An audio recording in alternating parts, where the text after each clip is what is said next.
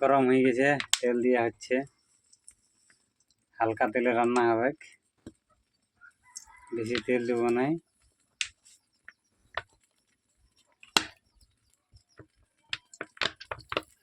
তেলটা বেরোচ্ছেই না।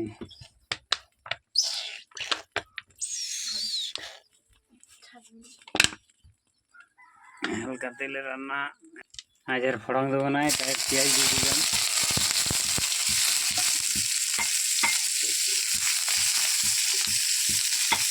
আজকে একটু বেশি নিয়ে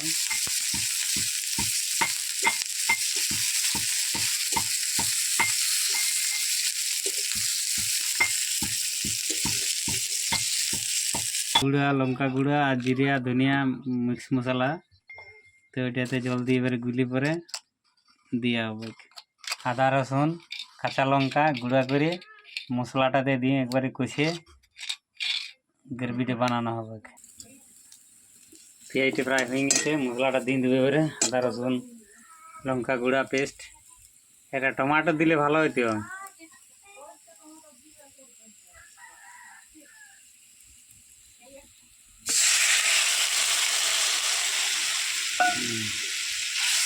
ভালো করে কষবো মশলাটাকে। একটা বিলাতি কাটি পরে, এই যে বিলাতি কাটি পরে দেওয়া হচ্ছে।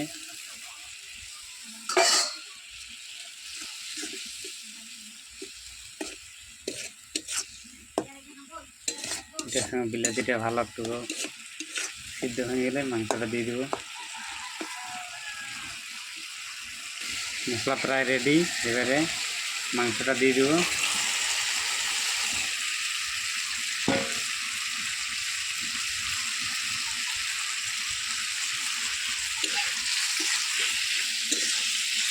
মাংসটা দিয়ে দিলাম, ভালো করে একটু নেড়ে চেড়ে একটু লবণ দিয়ে দেবো।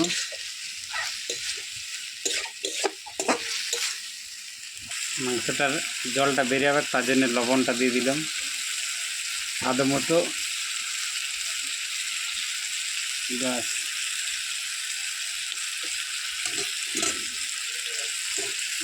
ভালো করে লাড়িয়ে দিই যাতে লবণটা পুরোটাই মিক্স হয়।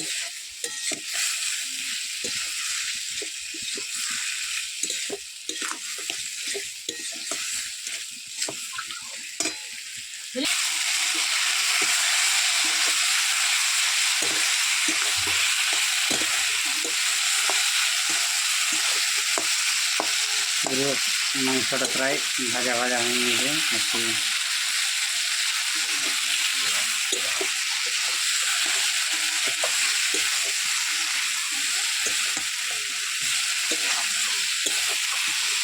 একটু জলটা দিয়ে এবারে সিদ্ধ করবো।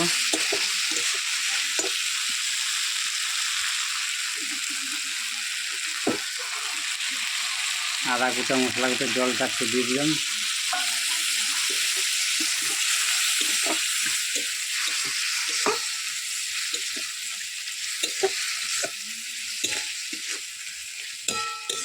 আর একটু সামান্য জল দিয়ে সিদ্ধ হতে দেবো। একটু বেশি জল দিব না, কম করে জল দিই।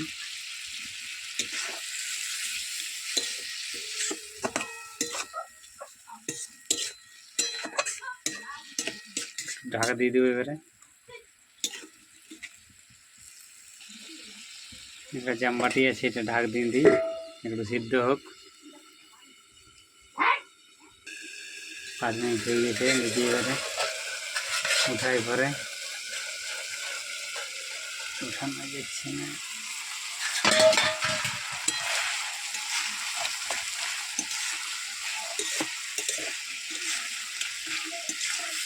মা মাংসটা প্রায় রেডি।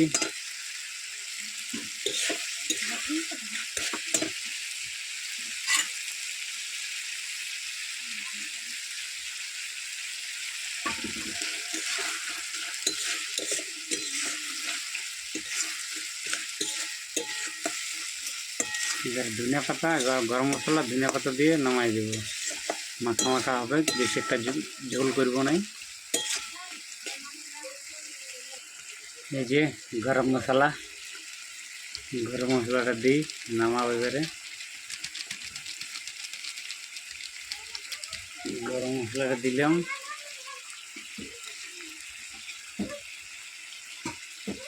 ধনিয়া পাতাটা,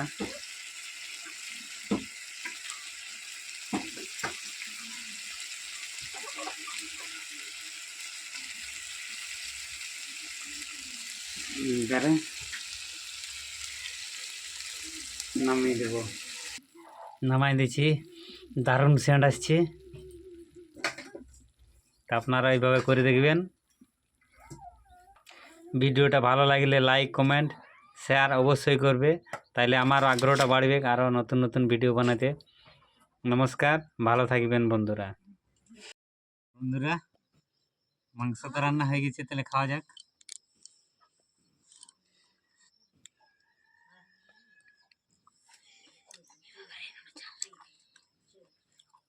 দারুণ হয়েছে রান্নাটা, তা আপনারা করে দেখবেন, খুব ভালো লাগবে।